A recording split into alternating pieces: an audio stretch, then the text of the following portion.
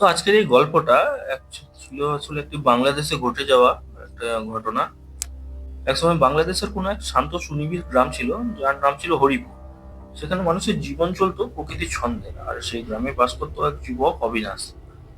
অবিনাশ অত্যন্ত শান্ত স্বভাবের ছিল, কিন্তু তার মনে সবসময় একটা অজানাকে জানার নেশা তীব্র কাজ করতো।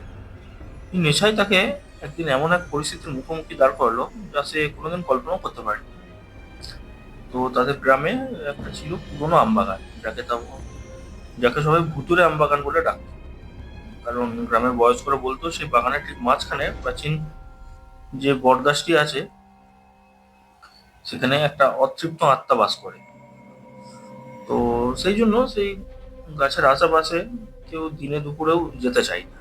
আর অমাবস্যার রাত দিয়ে সেখানে যাওয়ার সময় অনেকেরই অদ্ভুত অভিজ্ঞতা হয়েছে, যাদেরকে কোনো কারণে যেতে হয়েছে। কিন্তু অবিনাশ এসব কোনোদিনও বিশ্বাস করতো না, কারণ সে মনে করতো এগুলো সবই মানুষের মনের ভুল বা নিজক কল্পনা মাত্র।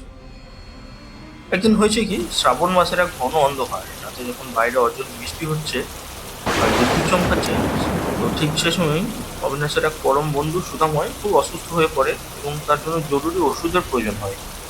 কিন্তু সেই ওষুধ আনতে হলে পাশের গ্রামের কবিরাজ মশাই জানতেন।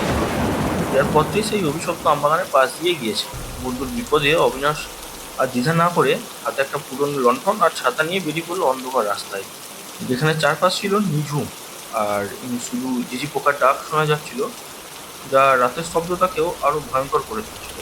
সে যখন বাগানের কাছাকাছি পৌঁছলো, তখন হঠাৎ তার লণ্ঠনের আলোটা নিভে গেল এবং সে লক্ষ্য করলো বাতাসে গতিবেগ হঠাৎ থেমে গেছে, যেন পুরো প্রকৃতি কোনো এক বিপদের অপেক্ষায় থমকে দাঁড়িয়ে আছে। অবিনাশ মুখে দগদগানিটা উপেক্ষা করে পকেট থেকে দেশলাইটা বের করে লণ্ঠন জ্বালতে চাইলো, কিন্তু বারবার কাঠি ঘষার পরও আগুন জ্বললো না। ঠিক তখনই সে অনুভব করলো তার ঠিক পিছনে কেউ একজন দাঁড়িয়ে আছে এবং তার ঘাড়ের উপর তপ্ত নিঃশ্বাস পড়ছে, যা তাকে হিমশীতল আতঙ্কে স্তব্ধ করে দিল। সাহস সঞ্চয় করে সে যখন পিছনে ফিরে তাকালো, তখন দেখলো এক বিশাল আকৃতির ছায়ামূর্তি, যার চোখ দুটো আগুনের গোলার মতো জ্বলছে। তার পরনে ছিল এক জীর্ণ ধুতি, যা দেখে মনে হচ্ছিল সে কয়েকশো বছরের পুরনো কোনো একটা প্রেতাত্মা। সেই মূর্তিটি কর্কশ গলায় অবিনাশকে জিজ্ঞেস করলো, তুই কেন এই অসময়ে এই পথে এসেছিস? অবিনাশ তোতলামি করে যখন তার বন্ধুর অসুস্থতার কথা জানালো, তখন সেই আত্মাটি এক অদ্ভুত অট্টহাসি দিয়ে বলল, আজ পর্যন্ত এই পথে যে এসেছে সে আর ফিরে যায়নি, কিন্তু অবিনাশের নিঃস্বার্থ বন্ধুপ্রীতি দেখে সে তাকে এক শর্তে ছেড়ে দিতে পারে। তো শর্তটি ছিল এই যে অবিনাশকে এই বটগাছের তলায় বসে সারা রাত ঈশ্বর বা পূর্বপুরুষদের নাম জপ করতে হবে, এবং ভোর হওয়ার আগে সেখান থেকে নড়া যাবে না, অথবা তার প্রাণ সংশয় হতে পারে। অবিনাশ নিরুপায় হয়ে বন্ধুর প্রাণ রক্ষার তাগিদে সেই শর্ত মেনে নিল এবং ভয়ঙ্কর মূর্তির সামনে বসে কাঁপতে কাঁপতে ভগবানের নাম জপ করতে শুরু করলো, যেখানে সারা রাত ধরে সে নানা রকম অলৌকিক শব্দ শুনতে পাচ্ছিল। যেমন কখনো কেউ তার নাম ধরে ডাকছে, আবার কখনো মনে হচ্ছিল গাছের ডালগুলো তাকে আষ্টে পৃষ্ঠে জড়িয়ে ধরেছে। কিন্তু সে তার একাগ্রতা হারালো না। যখন পূব আকাশে ভোরের আলো ফুটতে শুরু করলো আর পাখির কিচিরমিচির শব্দে অন্ধকার কেটে যেতে থাকলো, তখন অবিনাশ দেখলো সেই ছায়ামূর্তিটি ধীরে ধীরে বাতাসে মিলিয়ে যাচ্ছে এবং যাওয়ার সময় বলে গেল যে তার সাহসিকতা আর তার সততা তাকে রক্ষা করেছে, নতুবা আজ তার মৃত্যু নিশ্চিত ছিল।